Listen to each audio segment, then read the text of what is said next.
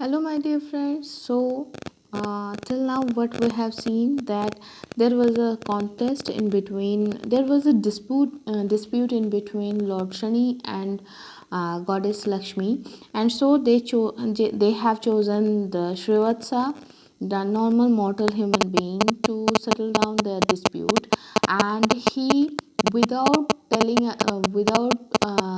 uttering a single word, he by his work or karma, he imposed that he kept Goddess Lakshmi in an upper tier than Lord Shani, and then he was somehow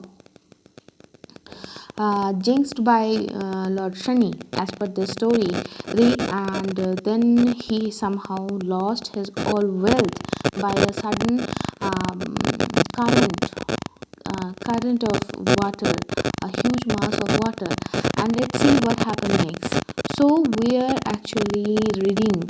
are reading the evil eye of Shani, this Folktales of Bengal. It has been written by Reverend Lal Bihari Dey, and this particular book was first published in 1883, and this particular copy was published in 1912. So, my dear friends, let's deep into the story again.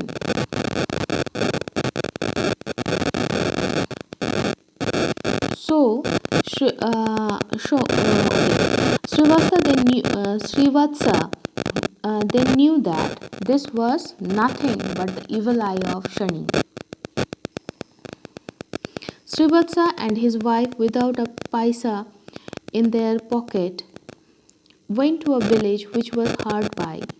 It was dwelt in for the most part by woodcutters who used to go at sunrise to the forest to cut wood, which they sold in a town not far from the village. Srivatsa proposed to the woodcutters that he should go along with them to cut wood. They agreed. So he began to fell trees as well as okay. This is the picture where they were leaving their house, and they had stocked every jewel, everything, their treasure into this mattress. Okay, let's go back to the story. The best of them, but there was this difference between Srivatsa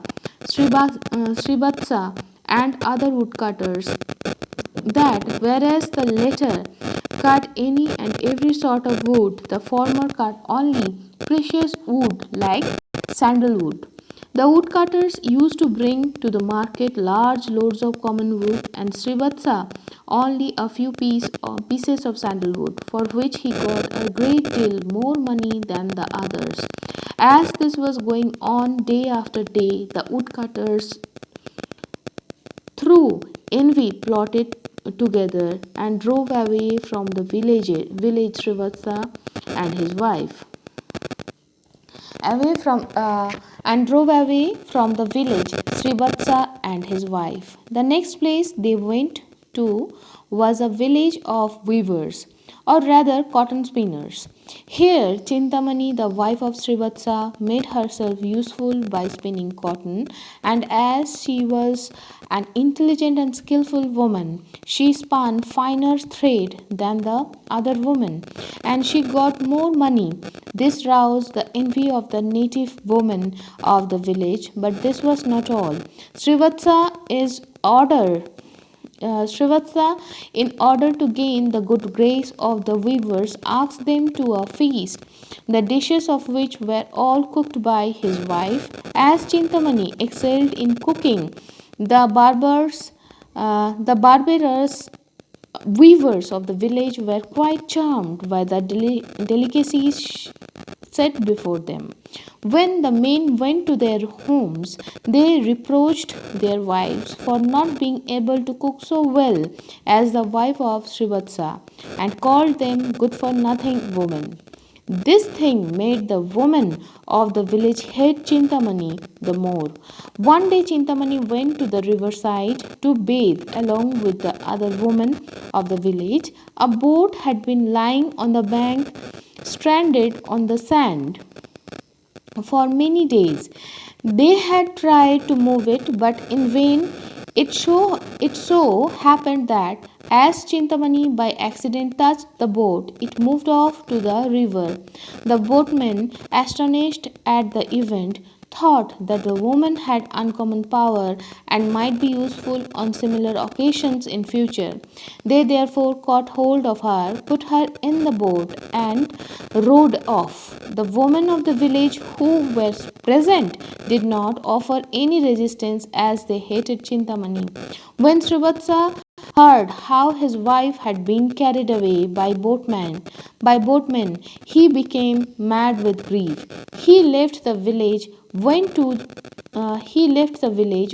the riverside, and resolved to follow the course of the stream till he should meet the boat where his wife was a prisoner. He travelled on and on along the side of the river till it became dark.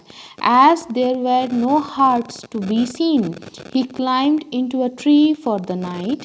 Next morning, as he got down from the tree, he saw at the foot of it a cow called a Kapila cow, which never calves, but which gives milk at all hours of the day whenever it is milked. Srivatsa milked the cow and drank its milk to his heart's content. He was astonished to find that the cow dung was which lay on the ground was of a bright yellow color. Indeed, he found it was pure gold. While it was in a soft state, he wrote his own